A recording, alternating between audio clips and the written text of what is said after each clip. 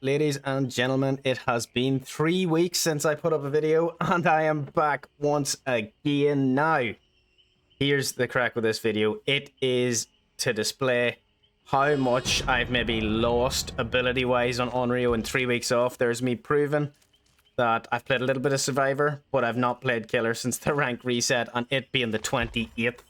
That shows that I've not been on this game for a wee while.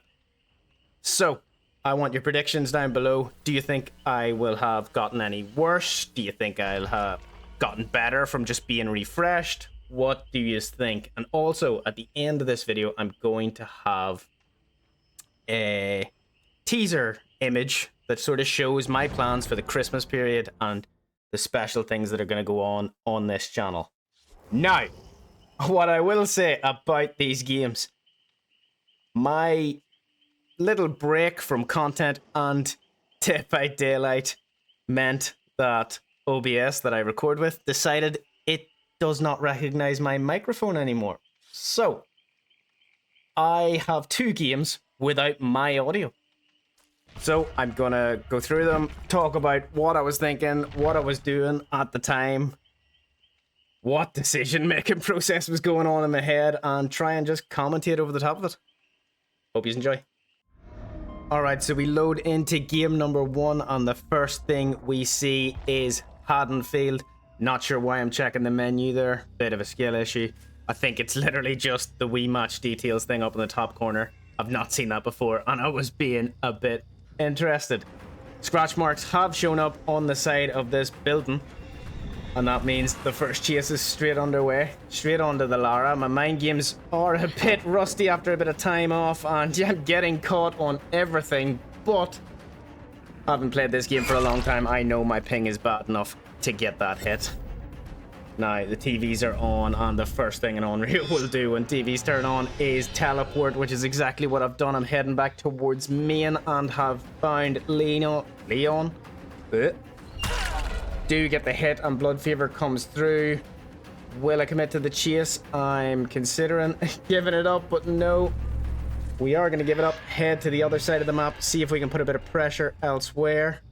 We hear a generator to our left in the top of that house. We're going to teleport to the TV there. See if we can put pressure on the Ada.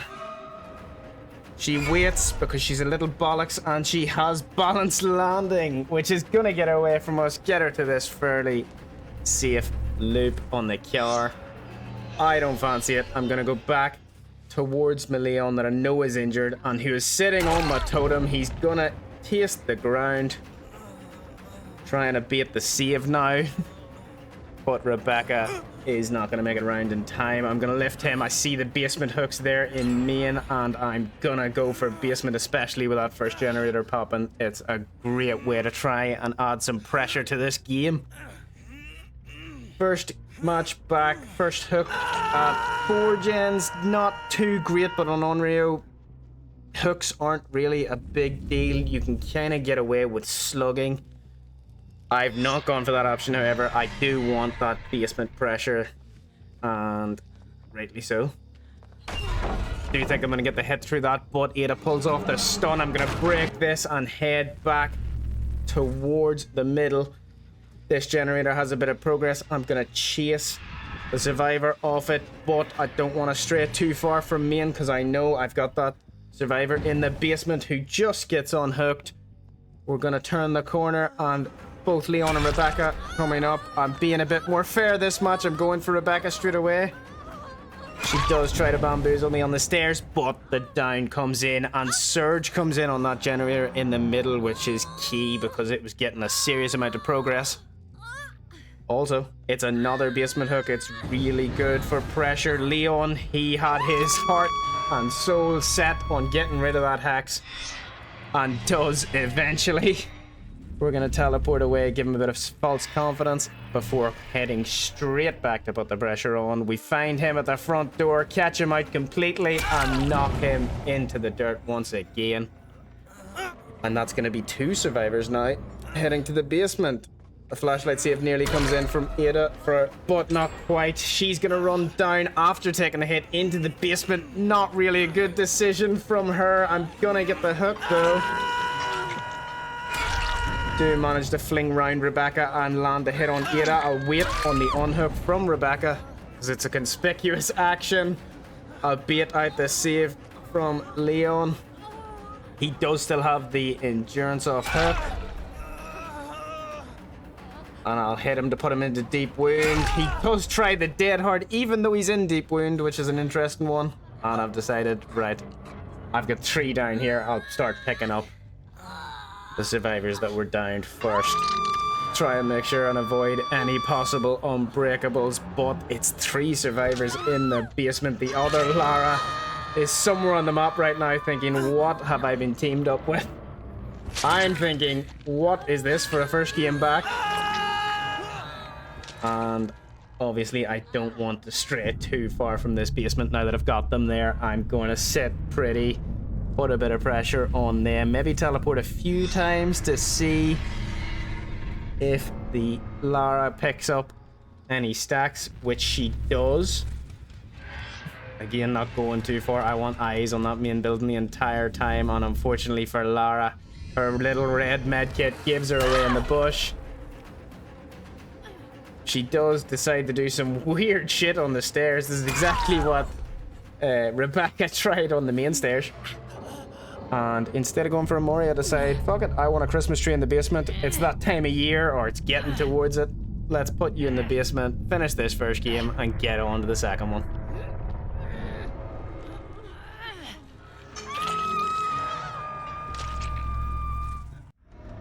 Alright, here we are. Game number 2. Again, a very favourable map for any killer. Dead Dog Saloon is one that not many killers will complain about. It's a great map to see. It's a great map for pressure, for teleporting. It's good for Onryo. She has good TV placements here. You can see a lot of potential for 3 gens. Different things they got. I am going to break the doors straight away. It's always a good idea on main.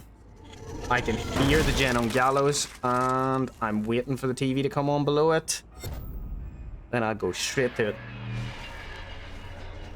Watch every survivor get a stack, which is always good. Unfortunately for me, the has sprint burst. However, I will decide to pick up another stack on her instead of trying to outplay that pallet, and I'll just start to build now.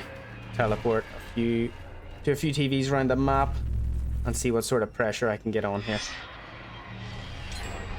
We do lose a gen really quickly, which is never good, but it's kind of the story of DBD as of late.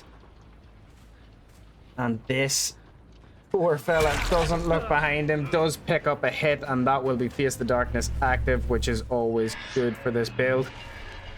Go back to main, because usually there's someone thereabouts. He is running back towards a TV and can pick up another stack. I'm not too bothered about getting him down, because ultimately getting the stacks is more important to me right now. I want to try and go for that condemned kill as early as possible. B tries to do the same exact sprint burst play. I don't fall for it this time. Instead, I get a hit. I'm gonna miss out on that TV by a millisecond, but I do get an hour one that adds stacks, so it's not too bad. They have 100% seen my hacks in the shack, but V was too busy thinking I'd gone to a different TV, and I do take her down. Now, I am leaving her slugged. It's a really good tactic on Onryo, because a lot of the time, while you're hooking, they'll be putting away a tape, they'll be getting rid of their stacks, and it's just not good for building pressure. Seeing her on Hex Face the Darkness means I know she's going for that TV, and I can deny it. I can also pick up a hit on Fang,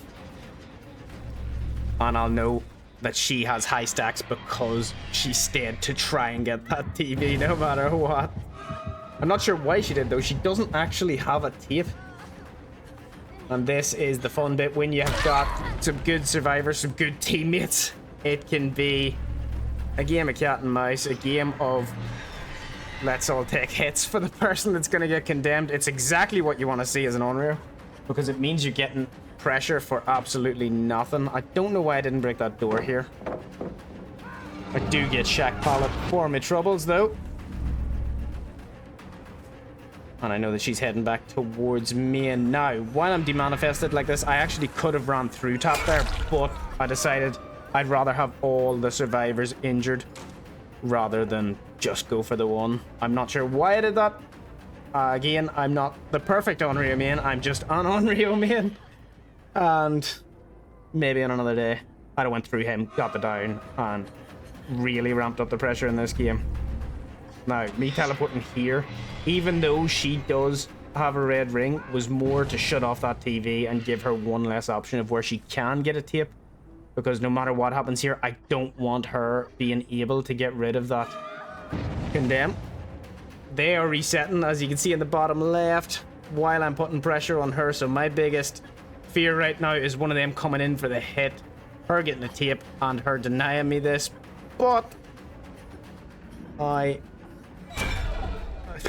swing at that for absolutely no reason. She makes a very bad read on that window and will go down this time going through it. And even though they're reset, all three of them are healthy. I do have one out of the game. Before I've even hooked anybody, 3 gens left. It's looking a lot more favorable now. I know there's a TV off in that far corner as well, so even though I see him running, I know the pressure's got to be put on water tower. Sure enough, he ran there anyway. Not what you want to be doing as a survivor. I tried to use my invisibility for the mind game there. Undying picked up top, and I was able to get the hit on him instead. He's going to go to Shaq. Still deciding not to break the door here is probably not my best call. I know I've got a few TVs around here though, so it could be worth just picking up a stack instead of committing to that chase too much. But I know he's nearby. I can go to water tower, and I can get eyes on him again, and this time I believe I will break the door, leaving Shaq pretty useless for them. It's got no pallet, no door, no real chance of running me for too long on it. We can see one of the survivors on main. This one has sprint burst and is running straight towards the TV, so I'm gonna pick up another stack. God, count how many times I've said stack this match. Don't know what it is about the survivors today. They are all out going for my totems, and I know that that TV is very close to the totem, and he'll probably go there next, leaving himself out in the open. No pallet here to protect him. Down he goes. Second condemn comes through, still at 3 gens. And this is how quick you can build pressure with Onryo if you've got the stacks. If you've played for the condemn instead of the hooks, it can be so nice. They do get a gen done there eventually, and I decide to go to water tower because from my knowledge it's the most progressed gen other than the one that just popped. Back to main now because nobody was there, and I've got eyes on the 2 of them. And what I actually want to do here is hit this survivor. She does leap into my arms, which always helps, but the idea being that both of them injured is better to me than one of them able to take body blocks if I do get another red ring I condemn. Now I'm going to chase her around main. Probably not my smartest decision. If they run this right, main is really strong on this map. I do manage to catch out a survivor that I wasn't even chasing somehow. And then I just decide, okay, I'm going to just hit these TVs, see if there's any stacks to be gotten. If there's not, I think I missed those scratch marks completely. I'm not going to lie to you. I think that when I was playing this game, I missed those entirely, and I went, fuck it, I might as well hook. I've not yet in this game, so why not now? We've also, if I was paying more attention, and this is something that you do kind of lose after a few weeks off the game, there's a TV off there in that far corner, and I should have known that's where she just turned off, and that the unhook would come through in about 3 seconds. Yep. It's a lot easier to spot when you're watching it back, to be honest. I decided not to go for him in case he's got any anti-tunnel, because obviously I don't know, because I condemned the first 2 and they never got a chance to use theirs. She's going to play this the strong way, so I'm going to probably chase her for a bit, then zip around another TV, see if I can continue to build stacks and put pressure on, or maybe even catch out the other survivor. That does build a stack on V, and she makes the mistake of running straight into me. Down she goes. I'm gonna look around a little bit. Again, no TV under gallows should tell me he's somewhere in this corner. Him getting healed up on the hood as well should tell me he's resetting on that side. But seeing that he's reset, I just decide now's a good time to hook.